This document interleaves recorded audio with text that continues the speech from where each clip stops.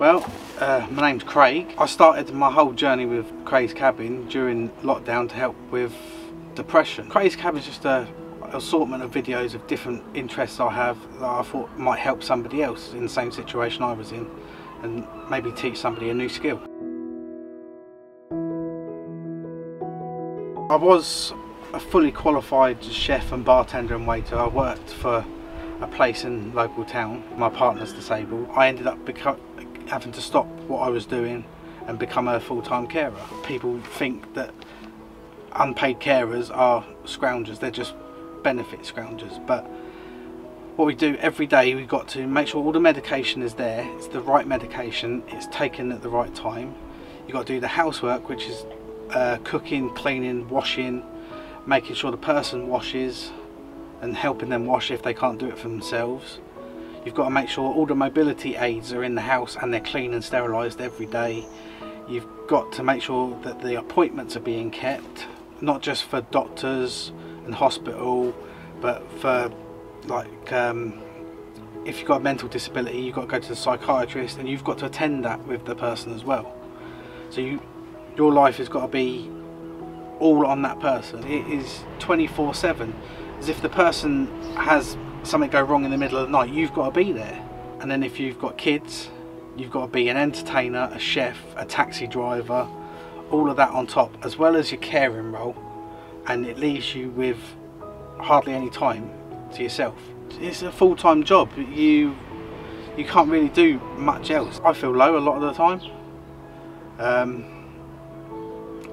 You get yourself into a dark hole you don't know how to escape from, and it affects not only just your mind, your health as well. The small space of time that you have, you've got to use it to escape, even if it's for an hour here or 10 minutes there. You've got to take that break and make sure it is your break, because otherwise you will go potty, for the polite word of saying it. You'll go absolutely potty, and then you're going to be no use to anybody, and you're going to need caring for yourself. Any time that I had, I wanted to do something for me, but instead of just sitting there on the computer and just rotting away and existing, I wanted to actually do something. Stuff around the house, around the garden needed doing because of lockdown. We're stuck here, might as well make it look nice. So I got a load of pallets and I started building and building and building, and I thought to myself, I want a little place just for me to go chill out. So I built the cabin out of pallets. I got my dad to come and help. A builder friend of mine donated some boards for the roof.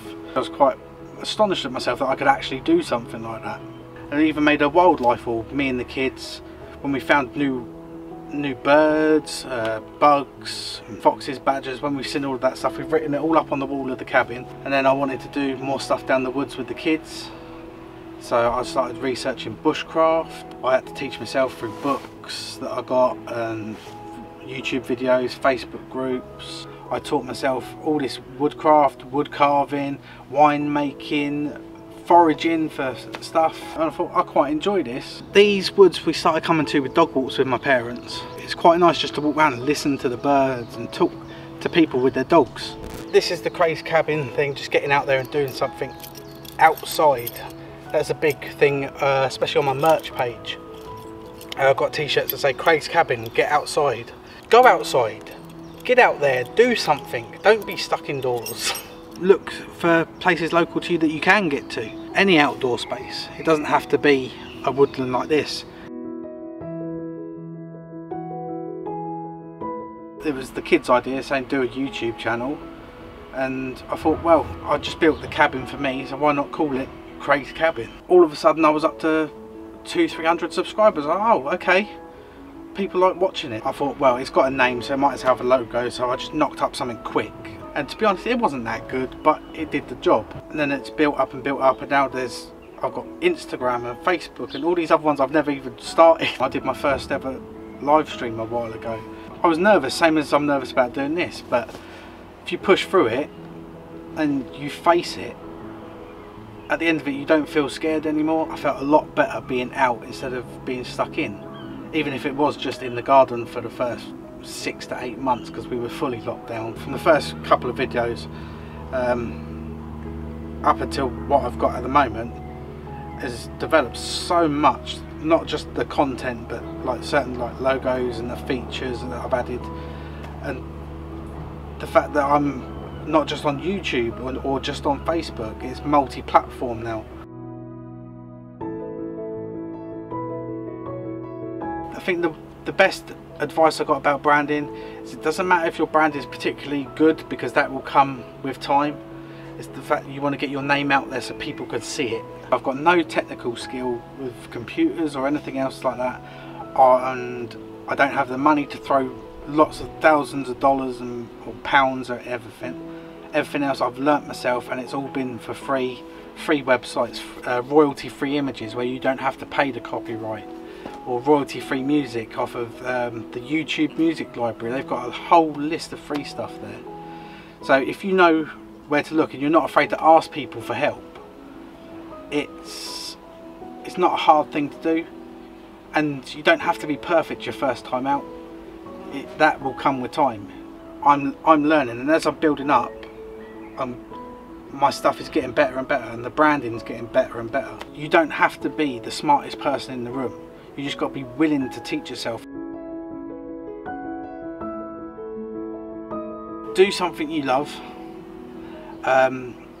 Always keep trying to learn and better yourself. Read a book, learn something new.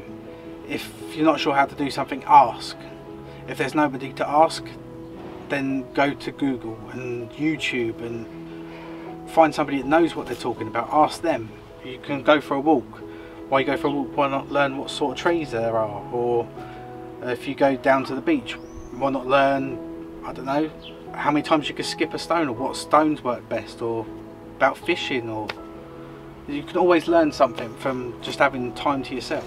Everything you think is bad is always a learning opportunity. It's not always as bad as you think it is. It's like a stinging nettle.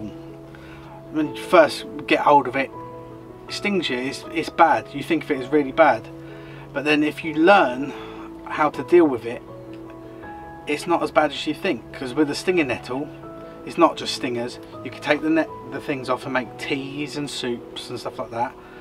The stems you can make rope out of, and the roots fire kindling. It helps keep the bugs away as well. If you learn from it, something bad can be lots of different good things.